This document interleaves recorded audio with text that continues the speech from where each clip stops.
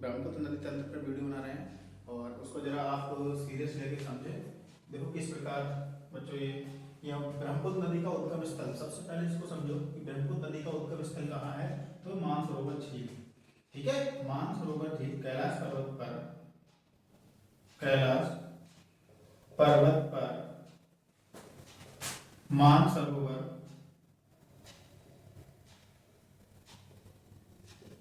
झील के समीप।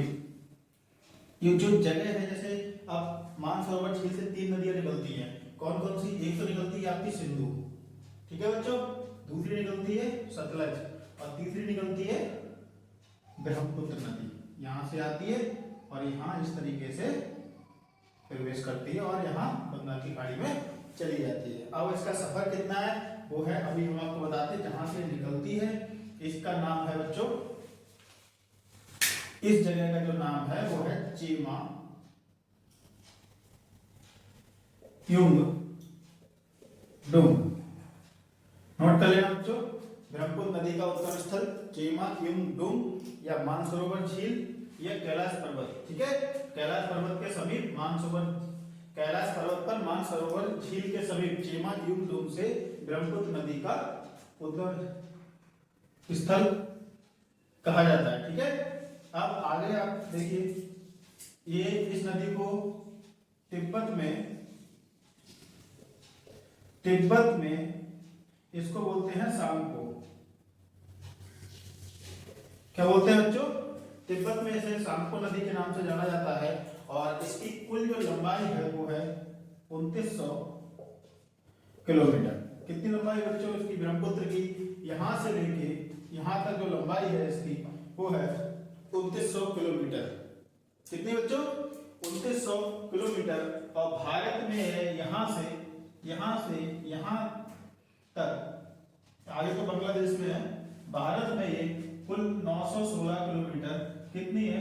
916 किलोमीटर का सफर तय करती है, जिसमें हम आपको भारत में कौन कौन सी नदियां ब्रह्मपुत्र नदी से आके मिलती है और भारत में ब्रह्मपुत्र नदी को ब्रह्मपुत्र नाम कहाँ दिया गया है ये भी हम आपको भी समझाते हैं। देखिए, जब ये मानसरोवर झील के बाद आगे बढ़ती है तो ये हिमालय के बराबर से चलती है। ठीक है, हिमालय तट के किनारे चलती है और वहां से ये अरुणाचल प्रदेश से नामचा बरवा एक जगह है। यहाँ पे कौन सी जगह है बच्चों? नामचा बरवा। शायद आपको ठीक नहीं दिख रहा हो इसलिए मैं ब्लैक पेन का यूज करूंगा। नामचा बरवा एक जगह है, इस जगह से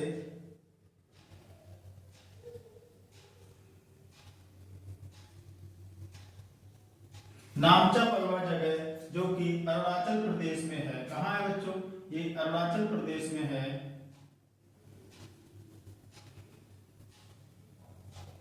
अरुणाचल प्रदेश के नामचा बरवा से जब ये प्रवेश करती है नदी, तब इसको यहाँ पर दिहांग नाम से जाना जाता है। क्या नाम जाना जाता है बच्चों? दिहांग नाम से यह प्रवेश करती है।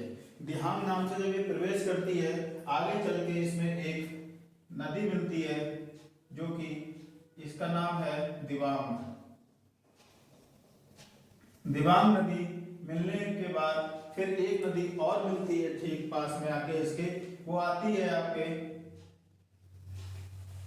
तिब्बत से ही आती है, उसका नाम है लोहित नदी। और दिबांग नदी मिलने के बाद इस नदी को ब्रह्मपुत्र नाम दिया गया है। क्या नाम दिया गया है? ब्रह्मपुत्र। दिबांग और लोहित नदी के मिलने के बाद इस नदी को ब्रह्मपुत्र नाम दिया गया है। सबसे पहले इसको चीन में सांगपो नाम से जाना जाता है। भारत में प्रवेश करते समय इसको दिहांग नाम से, और फिर यह लोहित और दिबांग नदी मिलने के बाद इसे ब्रह्मपुत्र नाम से जाना जाता है। इसके बाद बच्चों दिहांग नदी में एक नदी और आगे मिलती है, इसका नाम है सुवर्णशिरी, जो कि हिमालय की ओर से आती है। कहां से आती है बच्चों? हिमालय की तरफ से आकर एक नदी मिलती है, इसका नाम है सुवर्णशिरी। सुवर्णशिरी नदी हिमालय की ओर से आकर मिलती है और यह ब्रह्मपुत्र की सबसे बड़ी सहायक नदी है। सबसे बड़ी सहायक नदी सुवर्णशिरी नदी है। उसके बाद कामेर नदी आकर इसमें मिलती है। कामेर नदी हिमालय की ओर से आके मिलती है। कामेर नदी के बाद बच्चों इसमें मानस नदी आकर मिलती है। इसमें बच्चों मानस नदी आकर मिलती है। मानस, थोड़ी जगह की कमी पड़ रही है बच्चों बड़ा दिखाने के चक्कर में। इसके बाद आपको बच्चों एक भूटान से निकल के आती है एक नदी, जो कि इसमें संकोश नदी, इसका यहां लिख दे रहे हैं संकोश नदी। संकोश नदी भूटान से निकलते हुए आती है। उसके बाद बच्चों एक नदी सिक्किम से आती है, जो सिक्किम आपका यहाँ पड़ता है, सिक्किम से आती है बांग्लादेश होते हुए और ये इसमें मिलती है। इसका नाम है बच्चों तीस्ता नदी। इसके बारे में बहुत आता है एग्जाम में, तीस्ता नदी। तीस्ता नदी मिलने के बाद फिर आगे ब्रह्मपुत्र नदी, इसका नाम यहाँ से ब्रह्मपुत्र पड़ता है बच्चों। दिबांग और लोहित नदी मिलने के बाद इस नदी का नाम ब्रह्मपुत्र पड़ता है और भारत में इसका नाम ब्रह्मपुत्र है। जैसे ही यह बांग्लादेश, ये देखो बच्चों बांग्लादेश की सीमा है, ये बांग्लादेश की सीमा है। ये बांग्लादेश में जैसे ही प्रवेश करती है तब इसका नाम यहाँ पे पद्मा पड़ जाता है। पद्मा, तब इसको पद्मा नाम से, जमुना नाम से, जब ये आगे बढ़ती है तब इसको बांग्लादेश में जमुना नाम से जाना जाता है। क्या नाम से जाना जाता है? जमुना। और जमुना आगे बढ़ती है और यहाँ उत्तराखंड से बच्चों एक नदी निकल के आती है जो गंगा नदी है। इस तरीके से आके और यहाँ ब्रह्मपुत्र के साथ मिलकर बंगाल की खाड़ी में चली जाती है। तो यहाँ से बच्चों यमुना, हमने आपको यहाँ से एक यमुना निकलती है, इसके बारे में हमने कल आपको बताया। गंगा की सबसे बड़ी सहायक नदी है। गंगा किन किन नदियों को लेकर ब्रह्मपुत्र के साथ मिलकर आगे बढ़ती है, ये हमने आपको कल बताया। इसके बाद एक नदी और मिलती है बच्चों इधर से आके, जिसका नाम है, यहाँ मिलती है जब गंगा और ब्रह्मपुत्र दोनों मिल जाती हैं, उसके बाद एक नदी यहाँ से आके मिलती है बच्चों, इसका नाम है मेघना। यह मेघना नदी के साथ मिलकर गंगा जो कि बंगाल में पद्मा के नाम से जानी जाती है, ब्रह्मपुत्र और पद्मा मिलकर बंगाल की खाड़ी में मेघना के नाम से गिर जाते हैं। ठीक है बच्चों, गंगा और ब्रह्मपुत्र एक डेल्टा का निर्माण करती हैं, जो कि विश्व का सबसे बड़ा डेल्टा है, उसका नाम है सुंदरबन डेल्टा, जो कि यहाँ हमने आपको बताया था हुगली नदी और गंगा नदी के बीच में है। तो बच्चों इस प्रकार एक बार हम आपको फिर से ये चार्ट समझा देते हैं। ब्रह्मपुत्र नदी तंत्र, उद्गम स्थल कैलाश पर्वत पर मानसरोवर झील के समीप चेमा युंगडोंग नामक स्थान से ब्रह्मपुत्र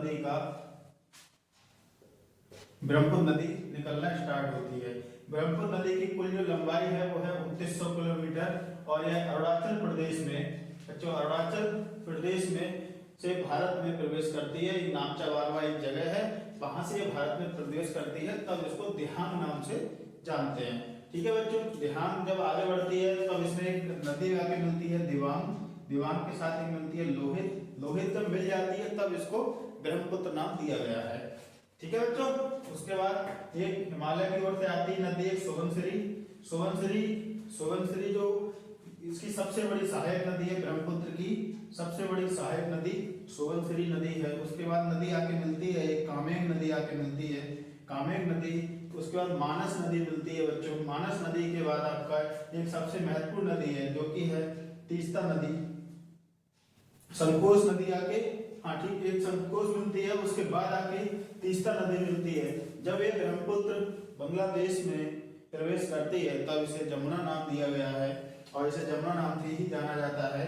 उसके बाद यह ब्रह्मपुत्र आके गंगा नदी से मिल जाती है, जो कि गंगा को बांग्लादेश में पद्मा का नाम से जाना जाता है। और अंत में एक नदी मेघना मिलती है, जो गंगा और ब्रह्मपुत्र दोनों में आके मिलती है और मेघना के नाम से यह नदी बंगाल की खाड़ी में समा जाती है।